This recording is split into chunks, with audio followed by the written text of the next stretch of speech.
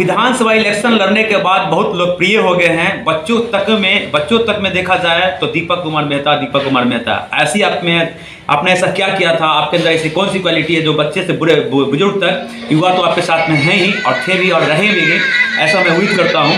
लोगों का जैसा मैं फीडबैक लेता हूँ और बहुत लोकप्रियता आपकी मिली थी और बहुत लोकप्रिय हो गए थे, क्या कहेंगे?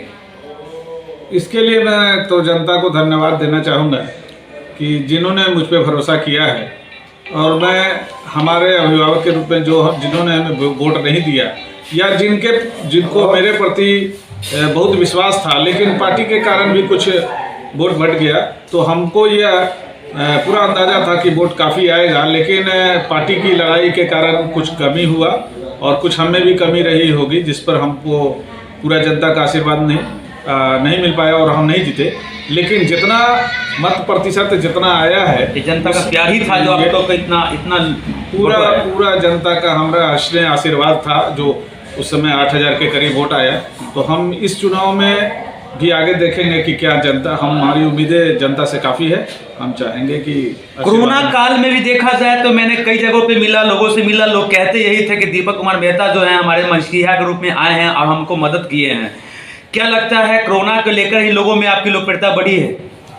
क्योंकि कोरोना में कई घरों में आपने गया, वहाँ पे राशन पहुँचाया है और सभी जगहों पे अनाज देने का कार्य किया, राशन तेल सूखा ड्राई फ्रूट भी देखा जाए तो देने का आप कार्य किए हैं।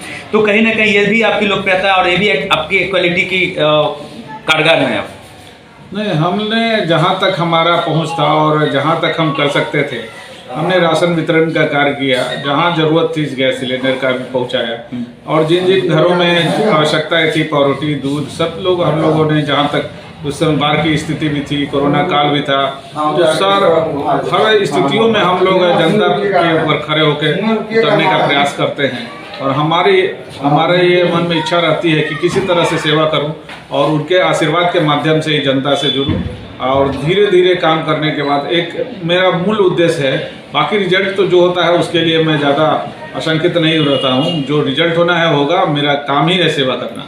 आने वाले चुनाव में पिछले देखा जाए अप्रैल से मई के बीच में चुनाव होना है, अपने 140 के वार्ड के लोगों को क्या मैसेज देना चाहेंगे जनता को?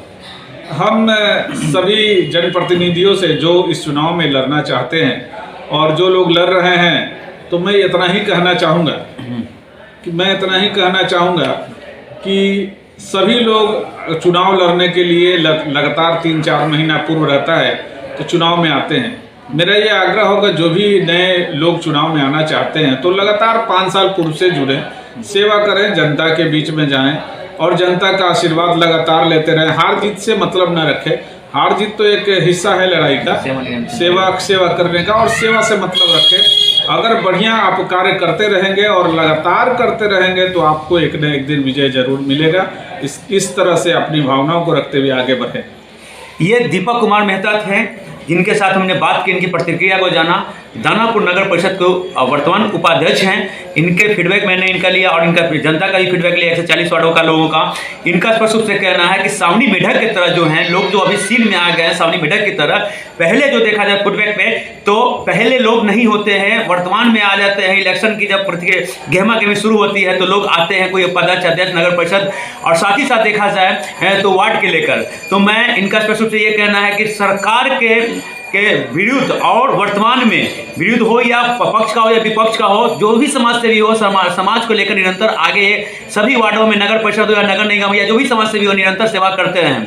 ऐसा ना कि अभी नगर परिषद के इलेक्शन में विधानसभा का लोकसभा का हो और सेवा भाव से आए हैं कि हम सेवा कर रहे हैं। पिछले फीडबैक पे आप जाए तो कहाँ से आते हैं, इनका स्पष्ट रूप से कहना है। बाकी की खबरों को मैं दिखाता रहूँगा। हाँ, एक साथ मैं एक बार ये भी मैं कह देना चाहता हूँ, जिनके मैं बारे में बात कर रहा हूँ दानापुर नगर परिषद के उपाध्यक्ष, ऐसा है कि इनका जो आप लोगों ने प्यार सम्मान दिया, यही आशीर्वाद के रूप में आगे भी इनके आने वाले चुनाव में, नगर परिषद के चुनाव में अपना आशीर्वाद सन्ने बनाए रखे भी 140 के वार्ड के लोगों में फिर से आकर आप लोगों के बीच में रहें और आपको सेवा भाव निरंतर करते रहें। आगे की खबरें मैं बता रहा हूँ, दिखाता रहूँ। बने के साथ में संतोष।